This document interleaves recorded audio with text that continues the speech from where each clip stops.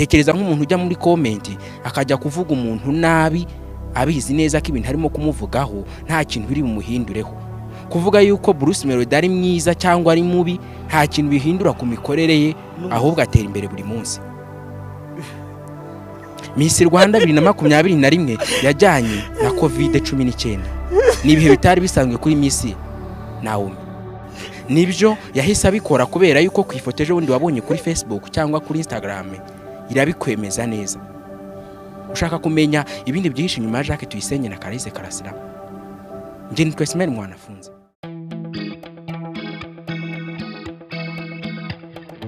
Murakaza neza ku muyoboro wanyu Amakuru Mix TV, tubagezaho imikino, ibyamamare n'amakuru y'isi.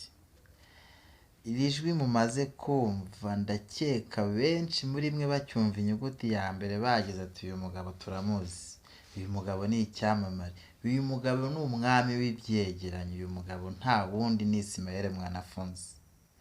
Ismael Mwanafunzi ibyamubayeho murabizi, ibyamubayeho birababaje, ibyamubayeho biratangaje. Ismael Mwanafunzi tariki 15 z'ukwa munani 2025 yagize gutya nimugoroba yiri wakora video wagiye kwa uploadinga no kuyikiraho kugira ngo twese tuyibone ku mbuga nkoranyambaga. Akaze baramubwira ati shwi uyu muyoboro ntukibaho, bawufunze bawudadiye.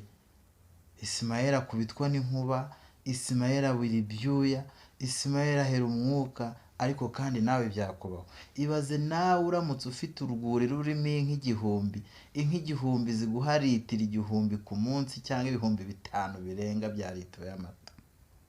Ibaze nawe uramutse ufite uruganda rutanga wine cyangwa rukora wine, bwacyo ugasanga rwahiye cyangwa rwafunze, ariho ukura amaramuko wabigenza ute? Ismael Mwanafunzi ibyamubayeho biratangaje. Ariko se umuyoboro we wafunzwe ute? Byagenze gute kugira ngo umuyoboro wa YouTube wawufunge? Uyu muyoboro twibukiranye ko ufite abawukurikira barenga 400,000. Namwe mu nyumvire, arakunzwe, ni umuhanga. Ariko se kandi uyu mwami w'ibyegeranyo ubu bumenyi aduha yabukuye he? Yize he? Ubundi YouTube itanga ibihe bihano iyo wakoze amakosa? Ese Ismael Mwanafunzi yaba yarazize iki?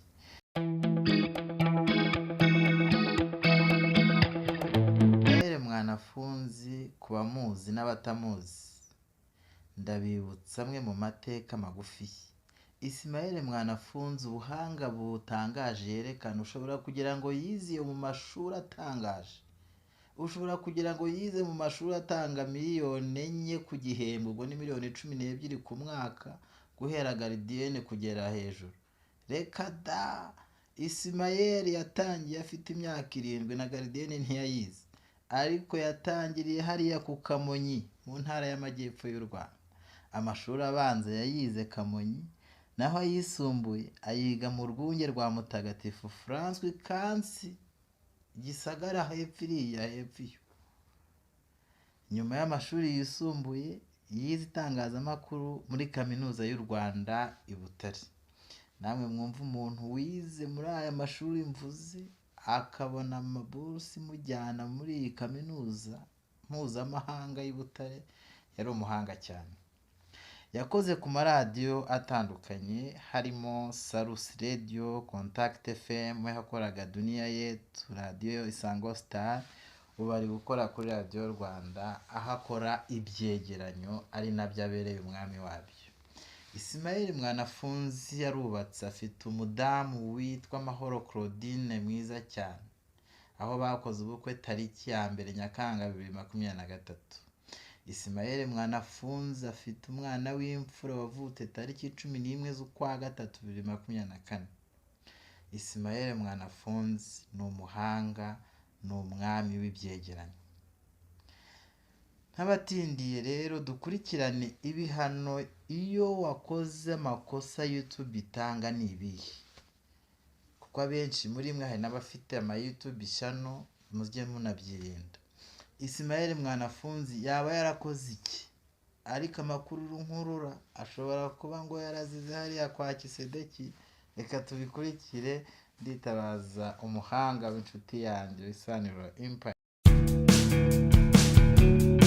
impamvu ubundi YouTube amakosa yitangira ibihano aratandukanye. igihano kiruta ibindi ni ugusiba cano. icyoroheje gikurikiraho ni ukukubuza kuzakorera amafaranga kuri iyo cano yawe ubuzima bwose, ugakora inkuru cyangwa se ibiganiro ariko bitinjiza. igikurikiraho ni ukumara amezi 3 utinjiza, nyuma wenda ukaba wabisaba bakakwemerera. ibindi bihano bagira ni ukugusaba wenda ko wagira ikiganiro usiba cyangwa se bakakwihanangiriza. ibyo twavuga yuko biba biri mu kigero cyoroheje.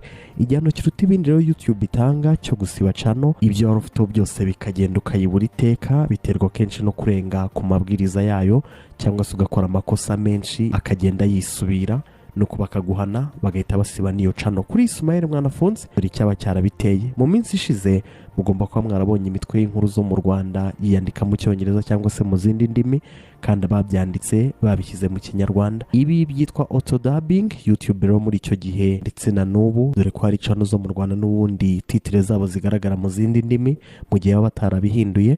gusa n'undi niyo wabihindura muri system ya YouTube babibona mu Cyongereza, aho bahindura mu Cyongereza bakabona ibyo wanditse, babona hari ibyo ukora badashaka bagahita baguhana.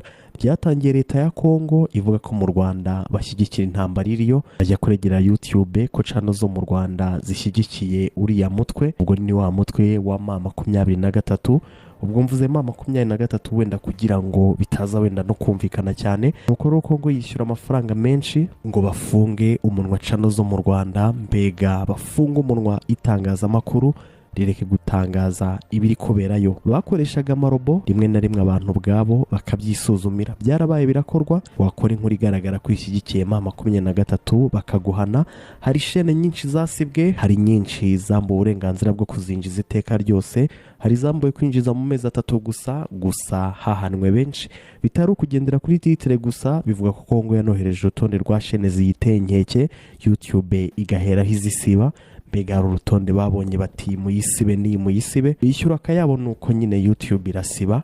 bityo na Mwanafunzi kuko yajyaga akora kuri iriya ntambara, nawe byanze bikunze yaba yarazize. ibyo byarakomeje, abantu babona ko byakaze mu kuvuga, bagakoresha amagambo YouTube wenda idashobora kumenya, bagashaka imvuga kimwe bakoresha, nabyo Kongo irabivuga. mbega cano zihura n'ibibazo uruhuri. niyo mpamvu ujya kubona ukabona abantu banditse umutwe w'ikiganiro wenda bakandika moma, bagashyiramo indi mibare bakabona kongeraho 23. mbega hari uburyo butandukanye abantu bagiye bakomeza bakoresha kugira ngo bataza kuvumburwa, ariko n'ubundi rimwe na rimwe bakavumburwa. ngayo nguko rero Ismael Mwanafunzi yahuye n'ibibazo bikomeye. ibyegeranyo twakunze byacagaho byose, ubu nta na kimwe kikiriho. iyo ushatse shene ya YouTube kuri YouTube bakubwira ko iyo shene itabaho. Reka tubashimire mukomeje kubana natwe, muri kumwe n'Amakuru Mix TV. ntucikwe n'andi makuru tukomeza kubategurira, ay'imikino, ibyamamare n'amakuru y'isi.